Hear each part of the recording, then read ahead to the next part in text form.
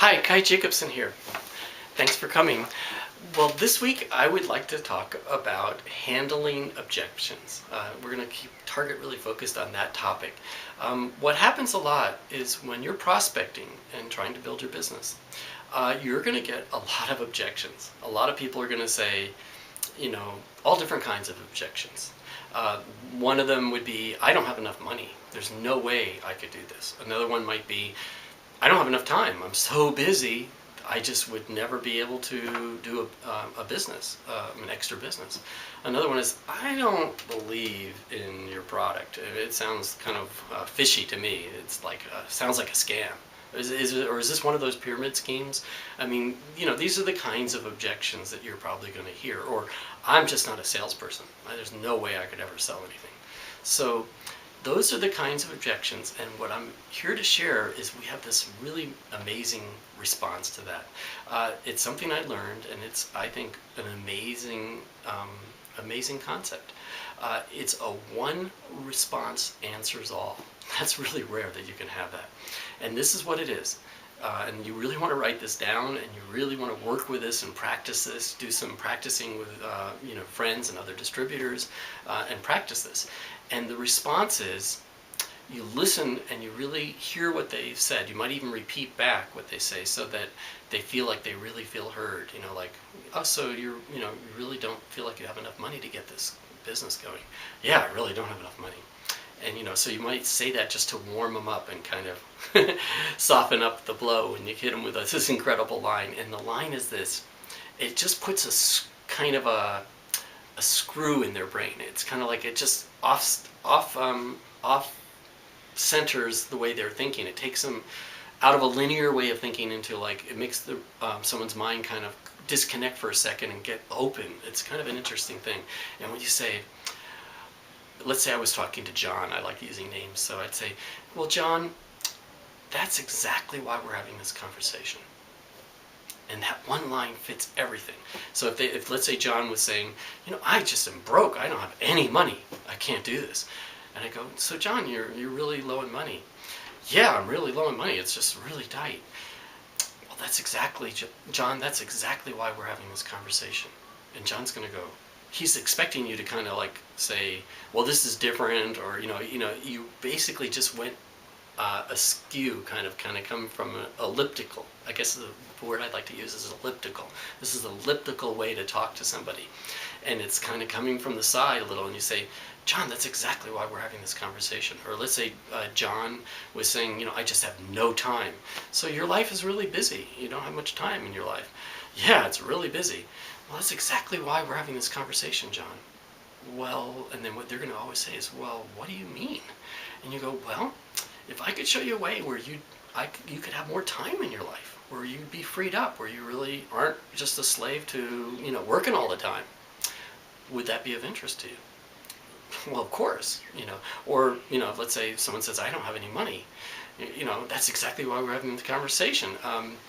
If I could show you a way where you have some great residual income coming in after a year or two, wouldn't that make a very big difference in your life? Wouldn't that be really worth your time if you really can change this whole dynamic around? Well, of course. Or if they say it's one of these scammy things, you can say, well, that's exactly why we're having this conversation. And they're going to go, well, what do you mean? And then you can explain why it isn't a scammy thing. The way I explain why it's not one of those pyramid schemes, it's very simple, by the way, on that one. It's because we have a product. We have fantastic products. And, the scams have no products. It's just a money game. People put in $5,000 or $100 or $1,000. Usually they're $5,000, most of them. And you get a couple other people to do that, and you move your way up the scale. And when you get to the top of the board, I think they call them on boards, I think four generations, then you get the money coming to you in the mail, and you make $40,000 because everyone sends you $5,000. But the problem with those is that there's no product or service, and the only money that's made by some people is money that's lost by the other people, because it can't go on forever, and usually the attorney general shut it down, and then they're seen as the bad guys. The government really shut us down. We were doing a good thing, but they don't like what they call an illegal lottery. They like to do the lottery themselves. The government has their own lottery, and they don't want us doing our own lottery. So they shut them down because they can't tax them and they think they're not in their jurisdiction. I'm not going to say whether they're good or bad, but the truth is the only money made is from people losing money, and they all get shut down one way or another. They run out of people or they get shut down by the government. And they aren't scams, but they're really gambling. A lot of people misrepresent them and say that they're really a business opportunity or something like that. We're nothing to do with that. We have great products. We get paid a fair commission. It's just a different way of distributing products. And it's fabulous. It's a fabulous way, network marketing. I love it. So I share that once I have that objection. One of the other ways I work with objections that I really like, besides putting that kind of left ball elliptical answer, like that's exactly why we're having this conversation, is it kind of leaves them a little wide open to listen to you deeper, is, well, is that your only objection? We call it boxing the person in with an objection. People that object often have many objections, and they're gonna it's like Pandora's box. It's like once you solve one, then 10 other ones rear up. So you want to do is box them in. It's a traditional sales technique. You say, so money is really the big issue. Well, yeah. You go, if we found a way to really work with this, if I could be really creative with you and we found a way of working with this, once you've said that, well, this is exactly why we're having this conversation. If you say, if I could really find a way to make, solve that issue, would that be your only really objection to really getting involved and working with me? And most of the time they say, well, yeah, that's my big concern. Then you've kind of limited them. You've boxed them in a little bit of that's the only objection you have to work with. You don't have to worry about 20 other ones popping up because they've just made an agreement with you that that's the one that they really care about.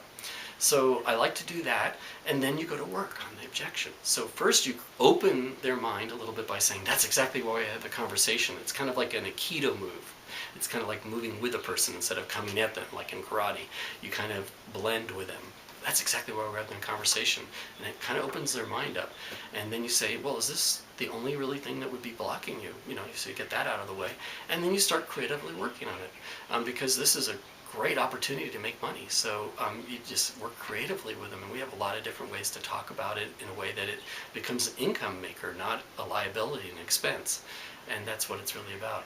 So that's how I work with objections, is I kind of work with them in that technique. And it's very good. It's nice to bring it up to the surface. Because people do have objections.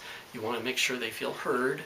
You want to address it in a way that's like Aikido, where you're moving with them instead of confronting them and challenging them. And then you want to kind of limit that's the only objection. And then you go to work on it, because we can find solutions for just any objection, really. Because we have a great business opportunity, great product, and it's just whether it fits right for the person or not. Thanks for being here today. See you next newsletter.